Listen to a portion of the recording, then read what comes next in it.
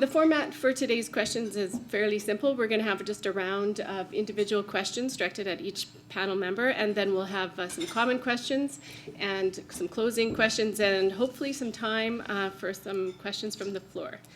So let's get started. The first question for you, Bronwyn, is politics has been and is still a male-dominated industry or profession. In addition to this, Minister of Energy and Resources I don't think we've had a female in this role in Saskatchewan, so it's new to you. Could you comment on what it is like to be a female minister in what is a traditionally male-dominated field? Well, thank you. And Minister Hebner, Nancy Hebner, was briefly Energy and Resources Minister, so not the first, but certainly an honour to be. I think there are 3 of us now in Canada with BC, and then the latest appointment in Alberta, Minister Savage, and me. And if Minister Cody in Newfoundland is reappointed Energy and Resources Minister there, which I think she's been for 4 years, then there would be 4 of us. So that's, I think, significant. I don't generally make a big issue of the gender aspect. It's just, sorry, should I do something? I don't know. Okay.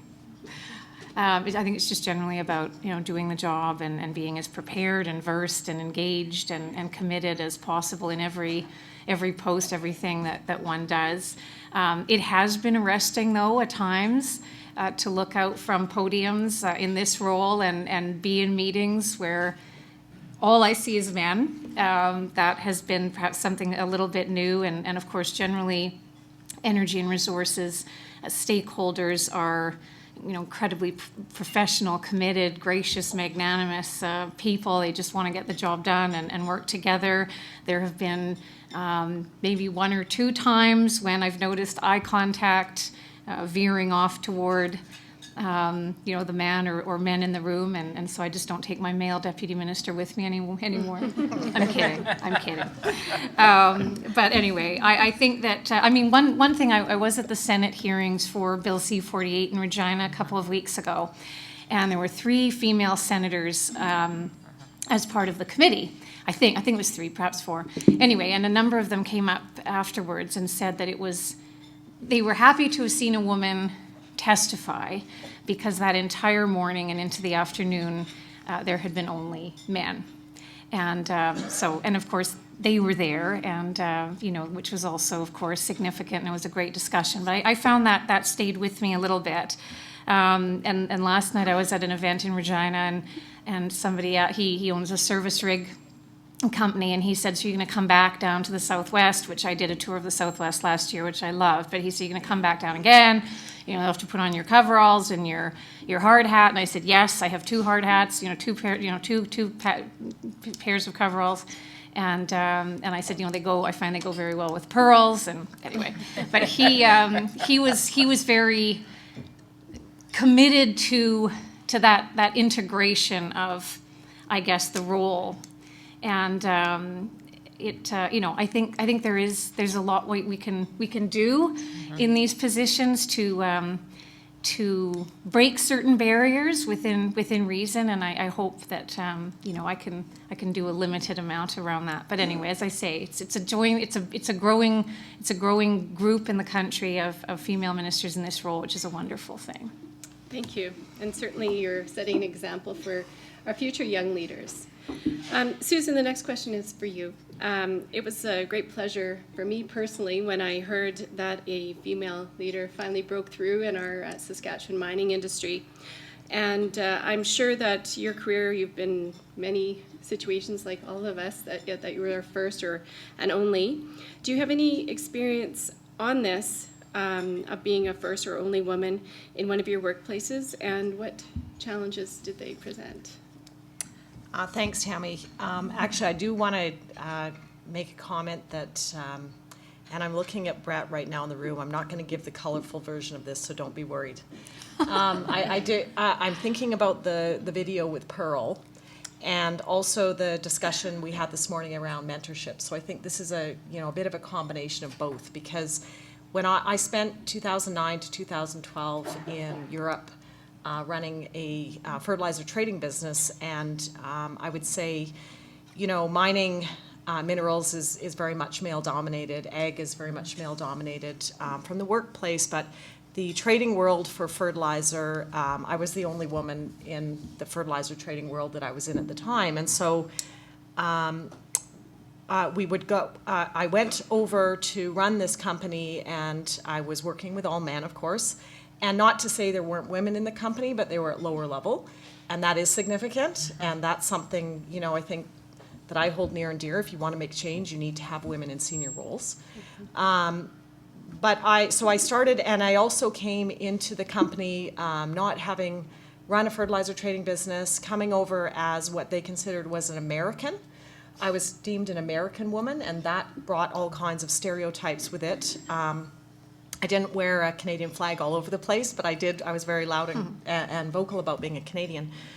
But I remember I went to a conference early on, and there's people from all over the world, and I went into a room, and the colleagues I was with, they said to me, you're very outspoken, you just need to bite your tongue in this meeting. And I'm like, well, what are you talking about? So went into the meeting, in walks in a group of Russian men, and also Russian women.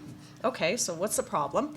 All the women file to the back of the room, kind of sit around. The men sit at the table, and I sit at the table. And so as we're doing introductions, we're passing out business cards, and they refuse to give me a business card. Right, it's like I'm a non-entity in the room. So if you think about Pearl from the video, right, you're kind of, we've all got this club, and you're not part of it. And anyway, we went through the meeting, and they wouldn't look at me, they wouldn't talk to me. And so what I decided to do, and I wished I'd had good mentorship at the time, because I generally go to, okay, I need to get from here to here, and so I need to find a way to solve this issue. I'm not going to change an entire culture. I need to get this job done. I knew for this company that this was a really, really important supplier, so I couldn't just say, okay, well, we're not working with them. And so I found a workaround. And my workaround was I got the men in my office to sit down with them. I would tell them exactly what I needed. Off they go to Moscow. They drink a whole pile of vodka, and they come back and get me what I needed, right? But I would say to this day, when I reflect on it, and if I'd had mentorship, and probably how I'd handle it now is I needed to really reach out to those on my team and those men that supported me to make change and have me a part of the discussion and not just do a workaround, because what I've seen over time is that you do need to engage both sides to actually make change, and this isn't going to happen one person alone or others. And the men that were with me, they were quite embarrassed, but they also didn't know how to react. So unlike Pearl, who, I probably went to the Pearl, the swearing, the this, the that. My own workaround was I'm just going to send the men out to get this done. And if I were to do it all over again, I don't think I'd do that, because they are working in a global world in which they need to learn to interact globally as well. So that's probably kind of an extreme situation but just reflecting on the video and the mentorship, those were two key things I think that probably needed at the time. That's a great point. I, too, had a similar experience in Canada with a federal regulator where I ended up just writing my points down and giving it to my male colleague. Because if I said it, it was one different reaction versus if he said it, which I actually went back to my CEO, was going to go to Ottawa, but I was worried about the relationship of our company with the regulator. So, I wonder what I would do now if someone who wasn't me came to me for advice, and it probably wouldn't be write notes and pass it on. So thank you for sharing that. Dean. Thank you. So the next question is yours. I don't know if you want your question, or do you want to add to what's being said? Well, I'll add to what's Okay, being and then said we'll ask you a first, and question. then we'll go with the question, because I do want to give you an update, Susan, that I was at a conference in Russia in June of 2017, and it started the same way. I was silenced, and the whole room had this gasp of horror. And so by the end of, very quickly, the global community made it really clear that that's not the way the game is played anymore. And so that context has actually shifted, I think, over the last few decades. But it's still something that we really, it makes a huge difference when we have champions in the rooms. So my daughter is on a national board, and she found it in terms of age differential. So she would pass notes to the old white guy next to her, and they would kind of tag team the conversation. So he'd reinforce her points, and they'd go back and forth. And I think those tricks are really important when you're moving your way into a new community and set of relationships. So it's That's great advice. it's finding those pieces that will help you open up the opportunities. And sorry, I'm glad you reminded me. I should have finished the story. Because what you realize is one individual at a time. So when I left Europe, I did meet with a few of these CEOs from these Russian companies, and they actually said to me, we know what you did over these years, and we respect that you had a job to do and you did it. And they admitted it was like a hard thing that I was faced with, but now I actually can pick them up and call them That's right. because I have gained their trust on an individual basis. I just don't think it should have to be that way, but it's a great comment and just reminded me that, you know, in that little perspective, there was a breakthrough, but it took a lot to get there. Oh, yeah. Yeah. So your question, so you entered engineering in 1981, and I guess the question is, what's changed or not changed, and how do you see it different for current students, and what's changed for them in the last 5 years? So I think I've been in this business for long enough to see two generations of students really groundswell changes in how they think. So when I went through, sexual harassment was just something you had to suck up and deal with, and it came in lots of different shapes and forms. By the time I became an academic, there was something going on in the department that wasn't a big deal, and I was fine, but my dean said something over a dinner meeting, and I said, well, actually, your own staff are worse than your students and their lockers. And he goes, what? And so within days, it was handled. But then the next generation of students would come back to my office with things that were pretty serious. And they would say, well, I'm not a feminist, but this behavior is totally unacceptable. And I went to my manager and I complained, and I'm like, whoa, okay, so you're not a feminist, but you're 2 years into your working life and you're changing the world very loudly. Cool. We'll just stay with your reality. That's fine. But now, as dean, if I do not say things that people see as putting things in place in ways that are pretty aggressive from my point of view, they will absolutely toast me. And it's not just the young women, it's the young men, it's the undergraduates. And so they are living a very, very different reality. So the tone of the conversation has shifted, and I'm happy to support that. I still say to them, I need you to be the ones that push me, because this isn't going to work unless it's coming from you. And it has to be coming from all levels. It has to be supported by leadership. And the numbers, we get kind of discouraged sometimes because we keep seeing 21% undergraduate nationally, but when you break that out, you get a very different picture, just as you do if you actually break out the medical school numbers by specialty. Women are very, very segregated in medical practice into a few disciplines.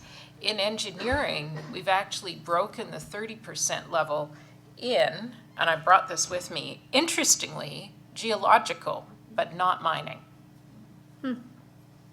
Okay, so there's some branding going on here. Materials, but not mechanical. Environmental, not engineering physics, and not software, but fascinatingly, engineering physics is 21% and software is 14%. Industrial and manufacturing, very high. Biosystems, very high. Chemical, very high. And so we see these things evolving, and so I would say that nearly half the disciplines have broken the 30% mark. Nearly half the disciplines have broken the 30% mark. And so this is dramatically different from when I started, and it was 13% women in chemical engineering. My daughters both went through mechanical engineering because we hadn't done enough of that. And so they will call me and say, very distressed, I'm having a mom day is what they call it. And that means the Pro Bowl thing happened, right?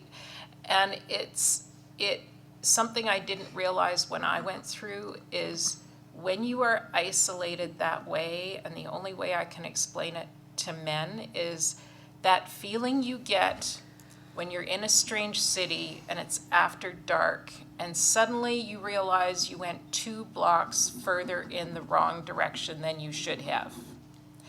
And all of your warning systems go off, and I've seen guys just hail the first cab. We're out of here now. And that happens when you suddenly are the only girl in your first year math class. It happens when you go and you're training to drive one of the biggest mining trucks in the world, but you're the only female on the mine site for that shift. And your physical response is, this is dangerous and I need to get out of this situation. It has nothing to do with the people around you. And bringing that into conscious awareness really helps people to deal with the situation and de-traumatize it. Because you take the instinct and you put it in front of people and you say, hey, actually, you're okay. Is anybody actually doing something threatening? No. Is anybody like you visible? No. So how did that make you feel? Oh, it's an instinct. It's not a real thing. It's something we can move past, but it's really hard work for everybody. And just, keeping things light. I like to do a bit of show and tell. So this is the suit pattern, and I made my own suit for my job interview. I just want you to know you could not buy one when I was interviewing for academic positions that was actually feminine, and I said, I am not playing that game. I'm going to make my own suit. So it's a very engineer attitude, and it worked. I showed it off. It was great. Doesn't fit me anymore, but that's okay. So, these things are kind of more real than we think they are. The other thing that I found encouraging is we've grown our undergraduate engineering population quite dramatically over the last 20 years in Canada, about 3.8% a year. 3.8% a year compounded. That's a lot more students.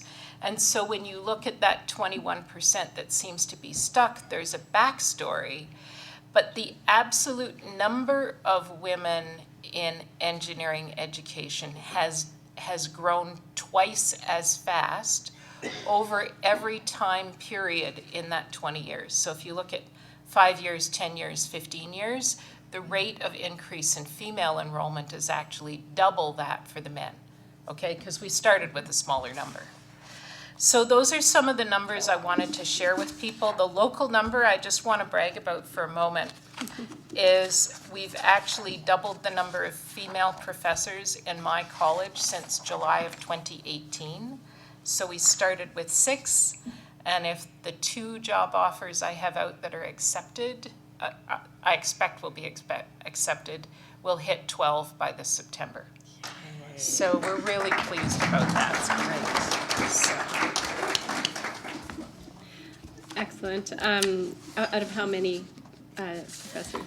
12. So we started with 76 and we'll be up to 88. Started with 78 and we'll be up to 88. And is there any research in, other than the branding that you, I think, pointed out for mining, is there any sort of gender indication related to why certain of those classifications aren't attracting diversity? I think, and this is personal experience and a little bit anecdotal and what's getting traction. When I go out and talk to people and I talk about making the maker space broader than grease under your fingernails and Lego, and I show them pictures of my 2 daughters building quilts together and tell them that my oldest is now building precision manufacturing parts for jet engines for airplanes. And I'm really happy that she started out making quilts because there's a lot of transferable skills there. And I talk about my youngest who loves cars, so she comes for Mother's Day and changes my tires. It's awesome. But she also loves fashion design. And so she was trying to decide between fashion design and mechanical engineering. And I said, well, it's the same thing, really. It's 3-dimensional construction, it's spatial perception, it's choice of materials, and it's design for functionality. Whatever you want to do is great with me. And when I tell people those stories, they kind of go, oh. And so I learned my research area with a baking kit and my dad, and we got to eat the chemistry experiments. So I think that was a great deal, right? It's not just about blowing things up. And if you look at the disciplines that started, well, chemical engineering sounds like chemistry, so that might be okay. And then in civil, water treatment sounds like a safe, happy thing to do. And then that bled into other things. And so now we're seeing that bleed go into biomedical and mechanical. And so I think that we blur the boundaries and we open things up. And I've started to say, you know, there's actually 2 big gender gaps on campus. There's one in engineering, but there's one in nursing and education. The difference is they can't even see theirs yet. And my youngest brother is a kindergarten school principal, and we have a lot of conversations about things that we have in common. And people walk around saying with a straight face, oh, but men are not good at relationships. And I'm like, whoa, and girls are not good at math, you know? So we're really just starting to get the idea that men should get the chance to be dads, and women should get the chance to build stuff, and that we can actually have a lot more fun when we're allowed to just be ourselves. So those are some of the messages that I'm trying to share with people. Thank you. And it is a good point because as, was it Anne? I think Anne's presentation talks about that the predominant at our head offices, it's HR and the other support services where the women are. And I would love to see, we have a women-only HR department. I would love to see some gender balance in all throughout the organization. And really, I think it's starting with discussions at kindergarten and in early school, both from the girls in the STEM, but also with the boys about the opportunity for these other jobs and how rewarding they can be too. So it's both ways. So the next round, I think, Susan, I'll start with you. Well, we're here today, IMII, and its founding members on diversity and inclusion. And it's been really a hot topic. I talk about a couple of years ago at the Sask Mining Association board table. It was a great couple of hours when the discussion about diversity and inclusion was raised as a roundtable item, not by the 3 women in the room, but by the 8 men, and it went around about how important this topic was for all the mining companies. So your company, Nutrien, could you, I would ask everybody to pitch in, but I'll start with you, Susan. Why is diversity and inclusion so important, and what kind of things is your organization doing to address it? This is such a great question, and I would say that you know, for us at Nutrien, diversity is all about diversity of thought, right? So if you think about, you know, what we embrace, I mean, we're here talking about gender diversity, and clearly there's a ways to go because females make up 50% of the population. But when I think about diversity, when we talk about it at Nutrien, it's about all kinds of things. So we have employment resource groups, we have the LGBTQ group, we have the Young Professionals Network, we have the cultural diversity, different culture, and we have real focus on Indigenous diversity. So not just Indigenous internships, And if you think about, the population in Saskatchewan, this is about, meeting who's actually in the population, no different than a female male. So if you think about Indigenous groups are about 15% today and growing to 30%, they need to be a real part of our workforce, right? So we have scholarships, we have internships, but as importantly, we work with Indigenous groups such as the Saskatoon Tribal Council, and we partner with them and we bring them into our mine sites.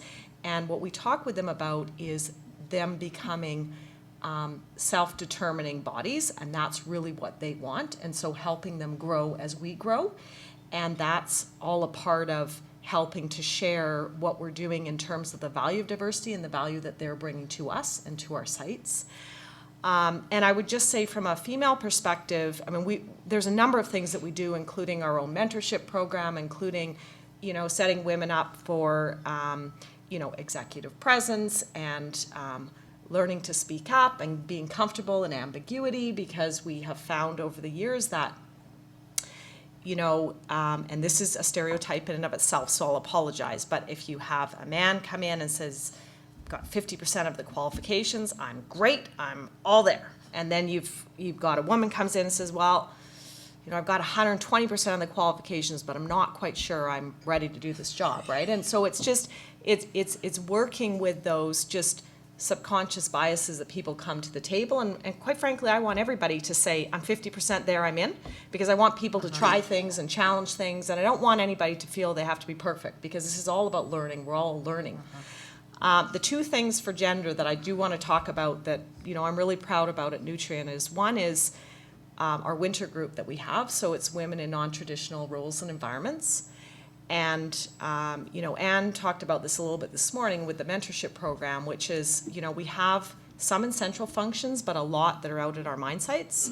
And they come together to discuss some of what they consider challenging things and coming up with solutions. So simple things like personal protective equipment that doesn't fit, underground washroom facilities that, quite frankly, are not appropriate. Women who do not feel safe in women's dry because they'll be having a shower in the middle of the night and a male worker or a male cleaner will come in. Now, a lot of this is they're just doing their job, but they don't feel safe. So things that they can bring together, bring to the office, share, and we can change. We can, sometimes it's the simple things that bring about just a mental safety and ensuring that people are able to freely share ideas in the workplace. And then I would say the last piece on the diversity I want to talk about, which is probably the part I'm most passionate about, is Mark. This is our men advocating real change. And this is all about engaging men in the discussion of gender equality, of sharing gender issues and any issues in a safe environment.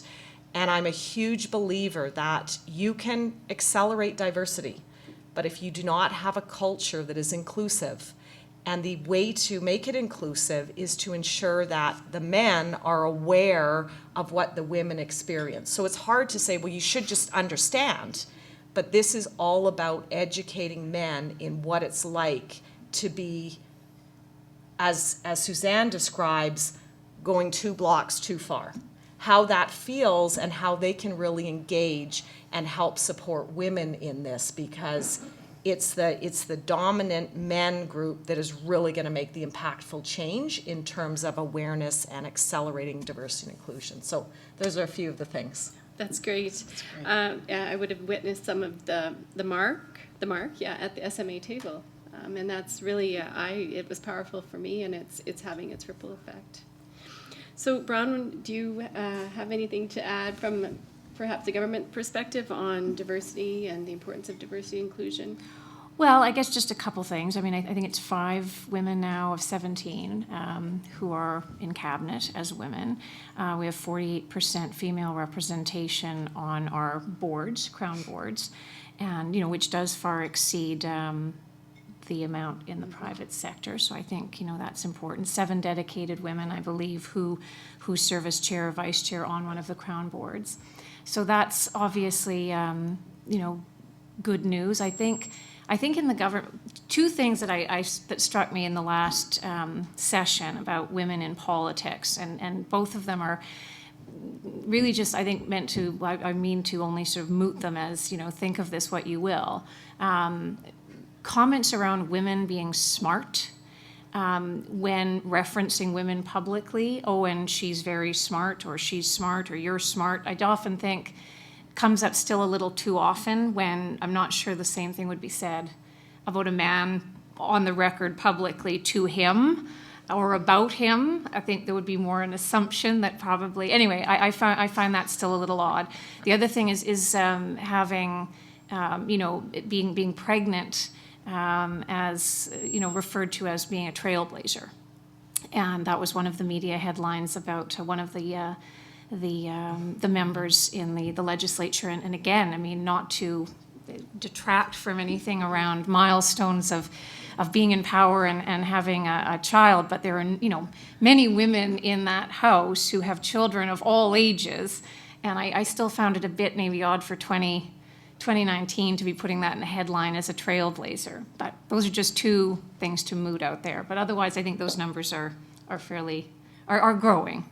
Yeah, no, it's very impressive, the measures that the government has taken to build capacity with the Crown corporations by putting women on the board. And traditionally, until that sort of decision was made to, I think, meet or exceed the CSA standard in that regard, the numbers were very, very much lower than that. Mm-hmm. So that's something that can be commended of the government for doing. Did you want to add something on this topic of what you're doing, or are there any special things that you're doing at the college to bring this topic forward? I mean, there's obviously the fellow that's here today on the Indigenous, Matt, yeah. So we're very active in the Indigenous front, and Matt has a full-time job setting some of those things up and making sure that we're building bridges out to community and making access points for students to come in. We have a number of activities in the college. Donna Benito is here today, and she's very involved in the Women in Mining Initiative. Maureen and the sci-fi camps is a part of the community that always makes me really happy when I go to work in the summer, and Monday morning is filled with parents and children arriving to have fun with science. That's just a very good day. Mm-hmm. We also have something called Gear Up, which is weekend workshops for students that want to get involved with design teams but may not have the hands-on skills. They give them the confidence to go in and get involved with 3D printers and CAD. And so it's an opportunity for them to get together on the weekend. And we're trying a couple of different models. The first year it was all female students. The second year I said, I think we really need to make empty seats available to male students. And what I said this year is, let's see if we can grow the numbers by saying, if you want to come, you have to bring a friend so that we never have more than 50% male. So you're welcome to come, but grab a girlfriend and bring her along. So we're going to try that model this year. We're completely redesigning our first year program, and part of the basis for that design is to be much more inclusive of lots of different people. And I have said to the team, I want to see 50%, or I was gentler. I said, I want to see 25% of the problems have a diversity component. They have to be an inclusive framing of objects, of experiences, of all sorts of different things. So we'll be looking for that to unfold as we go forward. They're also including things like a peer-to-peer teaching module and team building explicitly. And we're looking at chemistry, physics, geology, and biology components in the first year program so that all of the students have the opportunity to experience a diversity of thought and action. So there's a lot of things in the program that we're really, really excited about. And I hope that as that rolls out, we will be able to rebrand engineering in parallel to pull people in and open up opportunities for a lot more of the population. So we're excited about that. Thanks. Yeah. That sounds great. This question, I think, is to each of you and your own unique perspectives and backgrounds. It can be STEM, politics, leadership. It was about 4 years ago, I think Eric, if he's still here, was at it was announcement for the new World Trade Center here in Saskatoon, and Pam Schwan from the SMA asked me to attend on behalf of the SMA, and I went, and I was in a room full of men, and there might have been 8 women there and 100 and some men, and it was all the leaders in Saskatoon. And I thought, wow, it's been 25 years since I graduated law school, where it was old news that it was 50% women in accounting and law and some of these professions that you tend to see in the executive leadership roles. And here I was in a room full of men still. So obviously some barriers still exist, and some of them lie, and when I talk about lie with the women and choices we make to advance our career and balancing families. And I guess I would ask each of you from your perspectives, what barriers you see existing that are barriers to finding the right numbers for the diversity and inclusion perspective? Who wants to start? Dean? Suzanne? Susan? I will live dangerously and start this one off. I did a workshop once for a bunch of young women, early career, and they said, what do you think it is that happens? And I said, I think sometimes we just get really tired and we just make the wrong choice at the wrong time.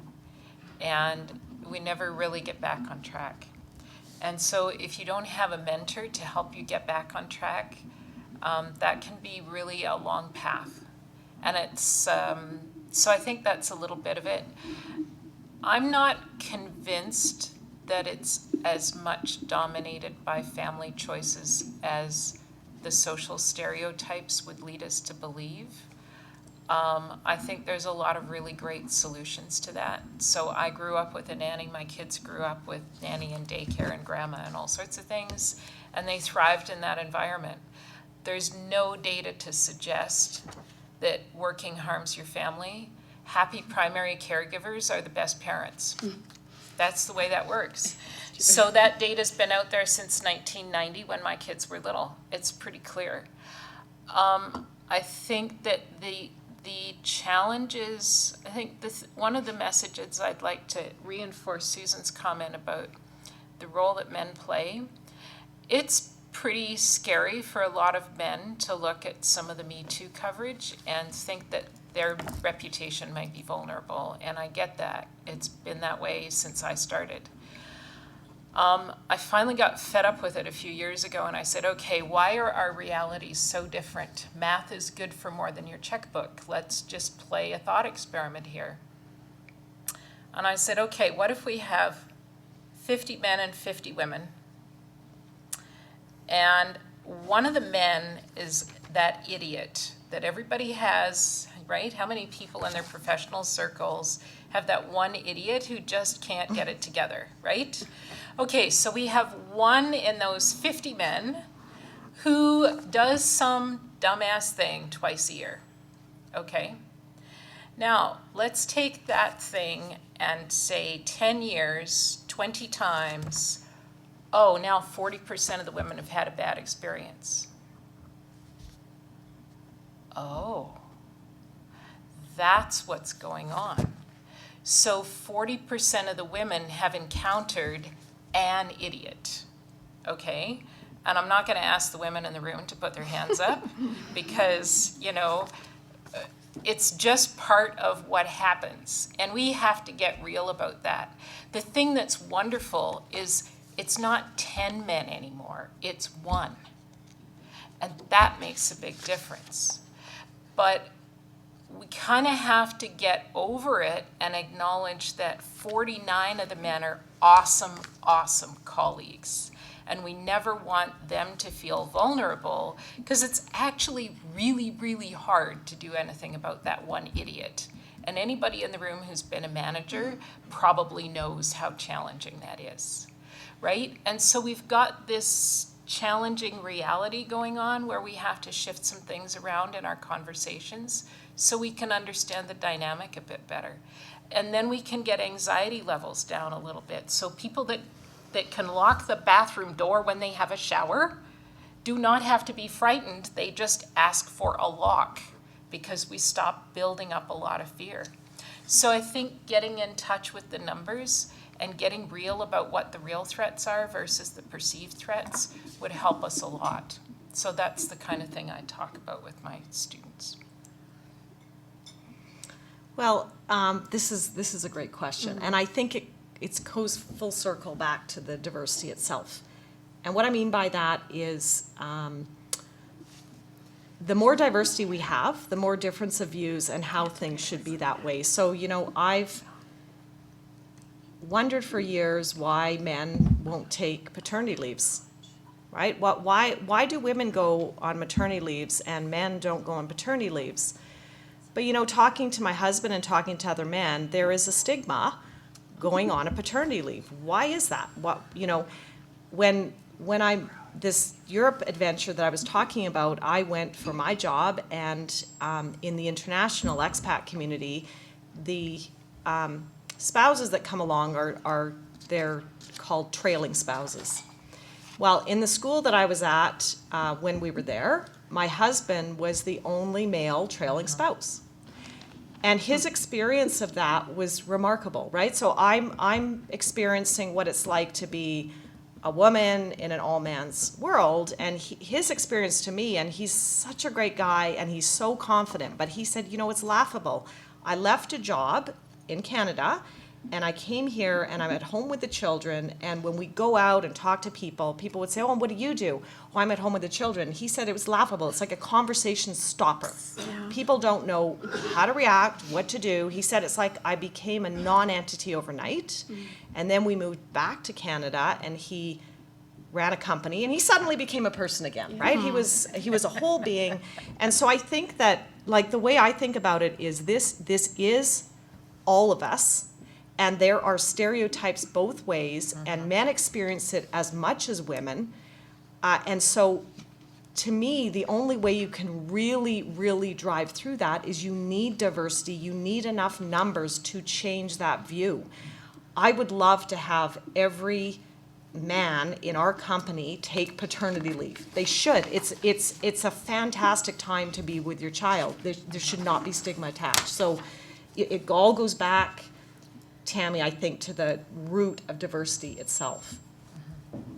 Very good point. I know we're almost done, aren't we? Well, does everybody in the room have time for 15 more minutes to listen to this great panel? And if you have to leave, just feel free. We won't be offended. Do you have time for 15 more minutes? No, absolutely. We'll let you finish this, and then Sure. I will open it up with just one final thoughts for everybody. For sure.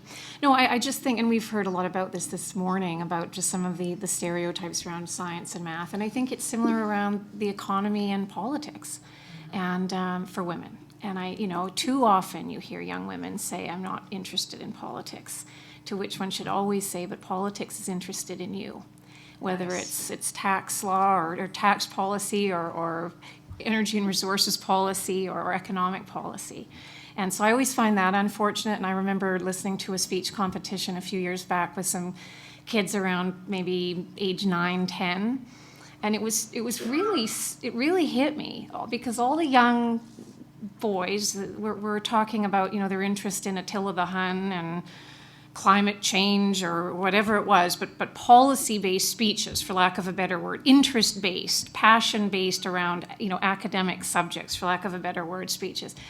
And it just happened to be that on this one day, each of the young women came up and talked about drama in her life, esteem issues, in some cases even going there a little bit on suicide talk and those sort of alluding to that. And I just found I walked out very, very upset by that clash. And of course that's not representative, but I think, but I remember reading an article in a British paper a few years ago about a dinner party, and how the woman writing the column talked about how the men at the dinner party had, huge passionate argument about politics, and the women were all trying to shush them down and kind of keep things nice, and how annoyed that made her. And I think that's just very important in terms of all those stereotypes and all those preconceptions that we have, whether at a young age or at an older age, about and conquering those and doing everything we can to conquer those for young women. I mean, that said, I think with STEM, one of the things when I was in education that I felt was very important was to make sure that STEM be in place at an age when you can still take chances. And I think that's in the middle years, grade 7, 8, 9, when maybe there isn't that much of a strategic choice making about, what can get you into university. Or as that begins, I think 7, 8, 9 are a wonderful age for women, young guys and women to explore those. And I think there have also been some recent moves in the curriculum in science, for example, in high school, where there's much more tie-in to real life around picturing science. We were talking about this earlier, picturing yourself in some of these careers that relate to science. I think that's very important. And I was saying that, the famous course back in the 90s was Rocks for Jocks, so-called Geology 101, which I had to take as an art student. And just how sad looking back it was, because there was no tie-in to to the context of the province and the sectors we have in the province. And so anyway, I think there's a lot of, and that's been much plumbed, today, just around the opportunities around education and post-secondary education, but also about preconceptions at every age about what interests women and what interests men. I think that's the bigger issue. That's a great point. So last 5 minutes, I wonder if I could pass it to each of you to give your final thoughts. We all know that diversity inclusion is very important, and I think whether it's cultural, national, religion, gender identity, the discussion about it opens up room for people to just be themselves, whether you're a man or a woman. The discussion about diversity inclusion doesn't necessarily have to be about a specific topic, but about all of our individuality. And I think it would be really great if you could give your parting advice or last thoughts on this topic to both people who are facing the challenge of diversity inclusion and those that want to support it. Who wants to go first? Sure, I'll go in order. Yeah. Just, I guess one thing I think on that I came across this the other day, and I don't know what the numbers are in Canada, but just for the broader perspective, I think this was interesting, that only 2% of U.S. college graduates view working in oil and gas, and that's oil and gas, granted, as a top career choice. So that's across, male and female, which I just thought was interesting. But in terms of diversity and how we foster it, I came across a quote by a woman who worked in a mining company, and I'll just and had said, that she here, I'll read it out. It's quite interesting. She said, one senior woman summed it up well. I left a company I really liked because I couldn't see how my career could progress there.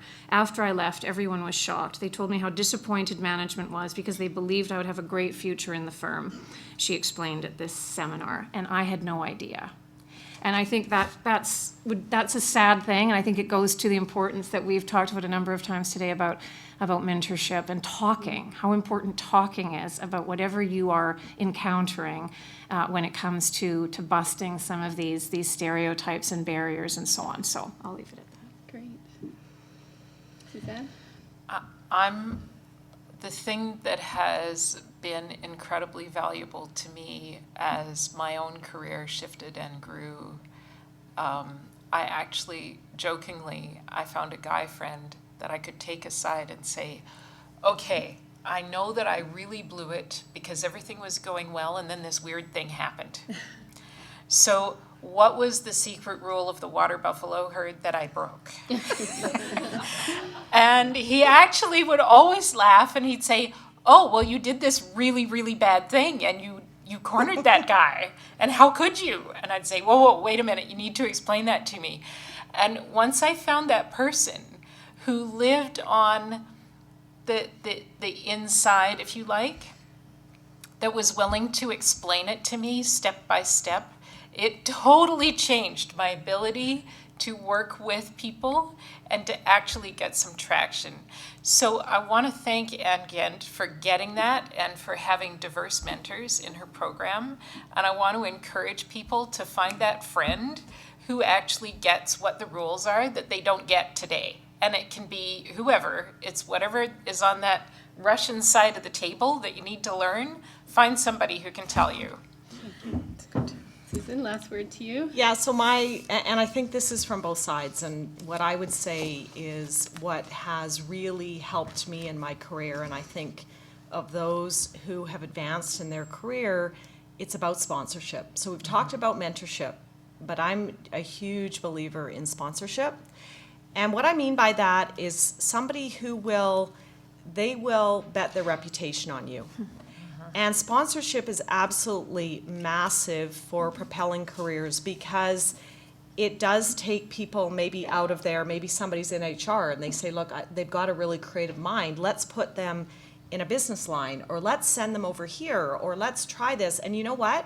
I'm going to put my reputation on the line to develop this person because I believe in them. And so I would say for those who are looking to advance or looking for kind of mentors, find sponsors. It's all about relationships. It's all about those people that really trust in you and believe in you. And for those that want to help in this, be a sponsor. I sponsor lots and lots of people, and one of my key jobs at Nutrien is really talent spotting, right? Moving people around, grabbing people and saying, wow, have you ever got, what it takes to try this, even before they maybe believe it or see it. Yes. I think that's really important, that people can really sponsor you and where you're going in life. That's great. Thank you. Can I ask everybody to join me in thanking this great panel?